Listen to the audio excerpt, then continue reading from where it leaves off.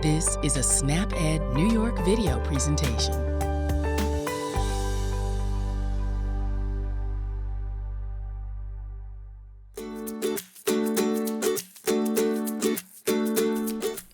Hello everyone, my name is Wendy Beckman and I'm a registered dietitian with the New York State Office for the Aging and SnapEd New York. Thanks for joining me today on What's Cooking with NYSOFA. Today I'm going to be making lentil burgers. This dish is a nice vegetarian version of a classic burger that still has plenty of protein. We'll post the link to the recipe below, and the recipe can also be found on the SnapEd New York website at www.snapedny.org. Now before we start cooking, let's look at the My Plate graphic. This recipe covers the protein section of My Plate. You want to vary your protein routine by including both animal forms of protein, such as chicken and turkey with the skin removed, fish and lean beef, and vegetable-based forms of protein like quinoa, beans and rice, or any other legume and grain combined. Plant-based proteins are higher in fiber and vitamins and minerals than some animal-based forms of protein. Plant-based forms of protein include nuts, seeds, beans and legumes, soy, and some grains, and seeds like quinoa and chia seeds. Lentils are a type of legume, and they're packed with vitamins, minerals, fiber, and protein. Adding lentils to your eating pattern is another way to get more plants onto your plate. Most Americans don't eat enough fruits and vegetables, including beans and legumes, so I'm always looking for ways to add more plants to my diet. Protein is an important part of our diet because it includes enough amino acids in both animal and plant-based proteins that can help our bodies to rebuild cells. As we age, our bodies become less efficient at replacing damaged cells, so including protein every day can ensure that we have the amino acids that we need to be strong and healthy. Remember that everything you eat and drink over time matters. You want to find your healthy eating style and maintain it for a lifetime. The right mix can help you be healthier now and in the future. Make sure that you watch all the way until the end of our program so that you can find out which recipe I'll be sharing next month. This recipe makes 8 servings, and it's easy to cut the recipe in half. And that's what I've done here. I'll tell you what the recipe calls for to make 8 servings, but what you're going to see here is only half of the ingredients. Each serving is 378 calories with 12 grams of fat and 591 grams of sodium. Each serving also has 9 grams of fiber and 18 grams of protein. So let's start making these lentil burgers. Remember to wash your hands with soap for at least 20 seconds or use an alcohol-based hand sanitizer before you start cooking. So let's look at the ingredients for this recipe. Here I have 1 1/4 cups of lentils. You got to make sure that you rinse them first. This is 3 cups of water. You need 1 onion chopped. You need 1 carrot grated, or I used a peeler to just make these little strips here. This is breadcrumbs. The recipe calls for 3 cups. If you want to add more fiber content to the recipe, look for whole wheat breadcrumbs.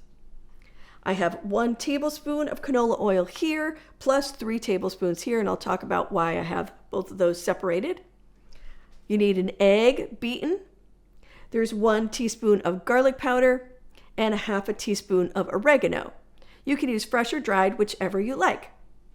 The recipe also calls for salt and pepper, but I'm not going to use either one of those in the recipe today, just to cut down on the sodium content a little bit. Now here I have the 3 tablespoons of canola oil, and that's for frying the patties in. The recipe calls for 3 tablespoons of butter, but I'm going to use canola oil to cut down on the saturated fat. Canola oil also has a higher smoke point than the butter does, so usually when frying or using high heat, using something like canola oil or grapeseed oil, those work better when you're using high temperatures. I also have a few slices of cheese here. You can use whatever type you prefer, or you can omit the cheese if you want to. This is cheddar cheese, but if you cut the cheese out, that's going to decrease the amount of sodium and fat in the recipe. Now, like I said, the first step is to rinse your lentils. I've already done that. Usually what I do is I use a strainer that's like this. It's got the fine mesh in it. Some other colanders that have larger holes in them, the lentils can sort of fall through, so I like to use a colander like this. Now in a medium saucepan, we're going to add the water, and you would bring it to a boil first, but I'm just going to add this water. And my pan is hot, but probably not going to boil just yet. But that's what you do. Put the water in there, you let it boil. Once the water's boiling, you can add the lentils, and I'm going to add the lentils right now. So here we go. That looks pretty good. Okay. Stir that around a little bit. So after you have your boiling water, you put the lentils in, you can then reduce the heat to a simmer and cover the pan for about 15 minutes. After 15 minutes, you can add the onions and carrots, and I'm going to do that right now, just to show you what it's like here. We're going to add the onions, and then we're going to add the carrots. Like I said, I got these little strips here from using the peeler, or you can use a grater, or you can just chop them, whatever you like. The smaller you cut them up, the faster they will cook. And I found that when I cooked lentils earlier, by the time I added the onions and the carrots, most of the water had been absorbed by the lentils. And then the last 15 minutes of cooking, the vegetables also help to absorb some of the water. So you're going to cook, like I said, once the vegetables are in with the top on for another 15 minutes until the vegetables are soft. Now, once the lentils have cooked, you can remove the lentils from the heat and let them cool. I do have some lentils that I cooked previously. I'm going to show them to you. I'm going to move this pan out of the way. I'm going to need this frying pan. So let's let that heat up. And this is what the lentils look like when they're cooked.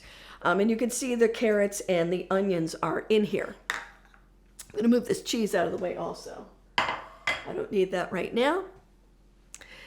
So once you have the lentils here and they're already cooked and they've cooled a little bit, then you can add breadcrumbs, eggs, garlic powder, oregano, and the salt and pepper if you're going to use those two things. So let's start with the breadcrumbs. We're going to add those in. There's one there. And then we're going to add the egg.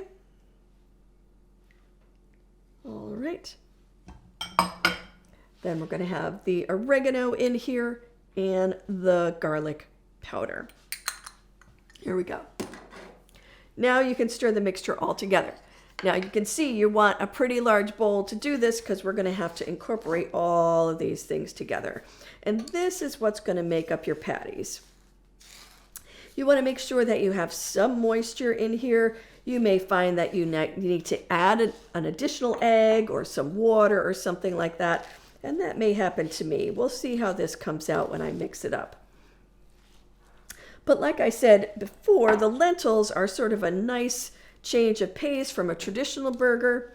Lentils are very economic. They're a really good source of protein and can be cheaper than things like ground beef or ground turkey. They also last a long time because they're dried. So if you buy a bag of lentils, you can keep them on your shelf, keep them in your pantry sort of ready to go in case you want to make a quick dinner. Lentils are a great way to start. So you might need to add some water to this. Like I said, oh boy, we got all kinds of stuff going on here. Let me add just a little bit of water. I'm going to add maybe about a quarter cup of water in here just to see if I can incorporate that together. We have some man overboard here with our lentils that have gone into the oil, but that's all right. I have more oil that I can use here. All right. That's why you want a nice big bowl for this. Okay, this is looking pretty good. Got to try and get that mixture to come all together. All right. Let's see if we can make some patties out of this.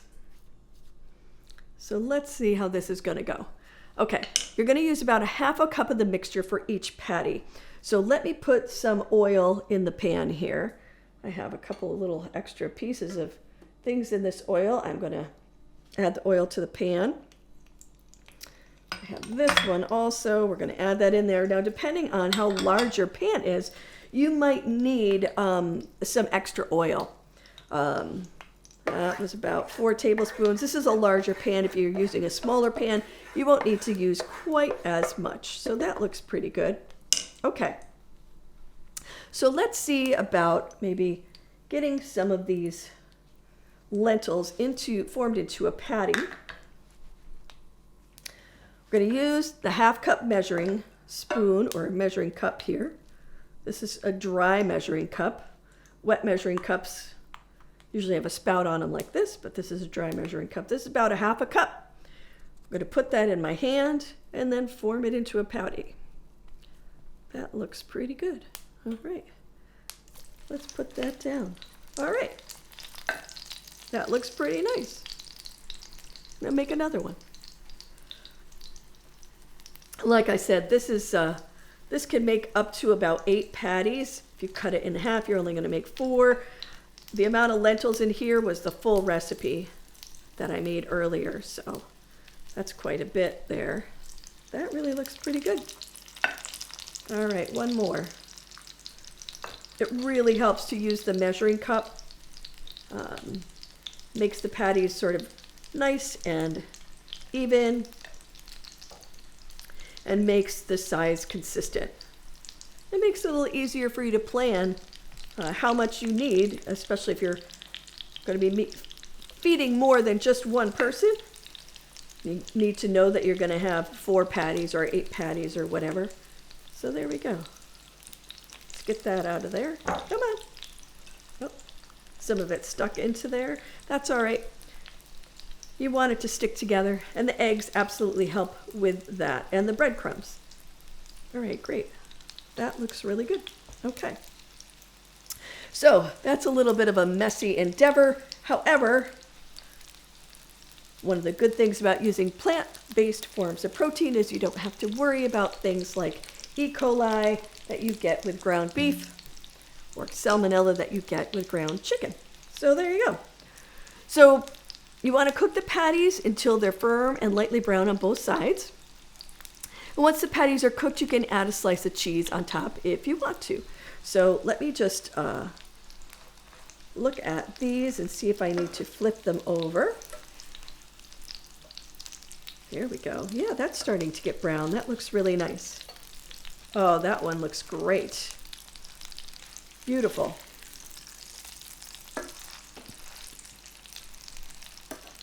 Those are starting to look really good. So like I said, you may find that, depending on the breadcrumbs, depending on the amount of moisture in the vegetables that you add, right? If the onion or the carrot that you have has a lot of moisture in it, you may find that you don't need as many eggs, for example, or you might find that you need more breadcrumbs to sort of keep it all together. So just sort of gauge that a little bit. You can do a little bit of changing the amounts in this recipe without changing the recipe all that much, I think. So, it's nice to add the carrots and the onions into the mixture because it adds more vegetables, right? We want to make half your plate fruits and vegetables as much as you can. And this is a really great way to do that because the lentils are vegetables, the carrots and the onions are vegetables. All right, those are starting to look really nice. And they're staying together beautifully. So that actually works out pretty well. So now that that's been cooking for a little while, I'm going to put one of these patties on a bun so that you can see what it looks like. Get some of those lentils out of the way. And here we have a little bun that we can put one of these patties on. So let's do that. There we go. That looks really nice. That looks beautiful. And it smells wonderful. And I can't wait to give them a try. So I think that this is a great recipe if you're looking for an alternative to a traditional burger. I like to include plant-based protein choices in my diet, and I think including some lentils is a great way to do that. I hope this recipe gave you some more ideas on how to vary your protein routine by including more plant-based proteins choices into your diet. Don't forget to join me next month when I'll be making a strawberry, white bean, and edamame salad. That recipe is another great way to include plant-based proteins into your eating pattern. I'll be back with another edition of What's Cooking with NYSOFA on Friday, May 30th at 12:30 p.m. right here on the New York State Office for the Aging Facebook page and the New York State Office for the Aging YouTube channel, where you can find out more ways to save time, save money, and eat healthy.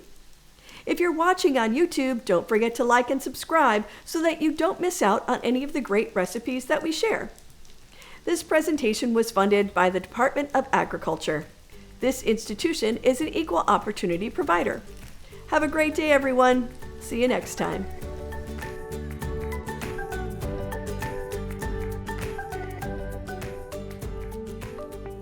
Thank you for joining us today. We know the healthy choice isn't always the easiest choice, but small changes can make a big difference. Start today by getting involved with SNAP-Ed New York. This program is free for those who qualify or receive SNAP benefits. We want to help you save time, save money, and eat healthy. Learn how SNAP-Ed can make a difference in your life. For more information and to find your local program, visit snapedny.org. This material was funded by USDA's Supplemental Nutrition Assistance Program. SNAP. This institution is an equal opportunity provider.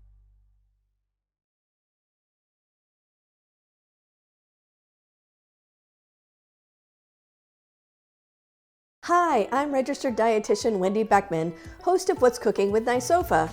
Over the past 2 years, I've had the opportunity to share healthy, nutritious recipes with you on the show. I work for the New York State Office for the Aging, and thanks to a partnership with SNAP-Ed New York, our nutrition team reaches hundreds of thousands of older New Yorkers each year. So why a cooking program? 60% of health costs and related issues have nothing to do with health, but instead have to do with individual behaviors like our food choices and physical activity. The recipes we feature are nutritionally appropriate for older adults, meeting critical nutrition requirements for healthy aging. What I bet you don't know is that this show is only part of a larger effort. To help me explain what our nutrition team at the New York State Office for the Aging does and what a registered dietitian is, here is registered dietitian Lisbeth Irish. A registered dietitian is a professional who has training and education in food and nutrition. To become an RD, you must complete certain requirements, including a minimum of a bachelor's degree from an institution that's accredited by the Academy of Nutrition and Dietetics. You must also pass a national examination and meet continuing education requirements. What does that mean? As RDs, we are qualified to offer accurate advice about nutrition, and we can help answer your questions about how diet can affect your health. At NYSOFA, the registered dietitians handle many tasks.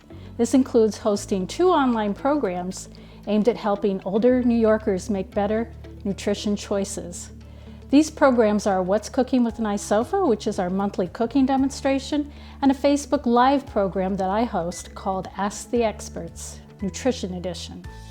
In the months ahead, be on your lookout for it. We'll be sharing your questions and our experts' answers about nutrition and health. New episodes of Ask the Experts Nutrition Edition debut the second Friday of each month on Facebook and YouTube. As Lisbeth explained, registered dietitians at NYSOFA handle many tasks, including food safety at congregate meal sites, educational materials, and outreach. In the meantime, please don't miss an episode of either show produced by our team, What's Cooking with NYSOFA and Ask the Experts Nutrition Edition. Every episode is uploaded to YouTube, and you'll find the archive shows there. Do you have a question about foods? Or do you have a particular health issue that you'd like to improve by changing your diet? Tune in to Ask the Experts Nutrition Edition every second Friday at 1 p.m. We'd love to hear from you. Remember, registered dietitians are the experts in nutrition. Visit for more sound advice about eating healthy on a budget.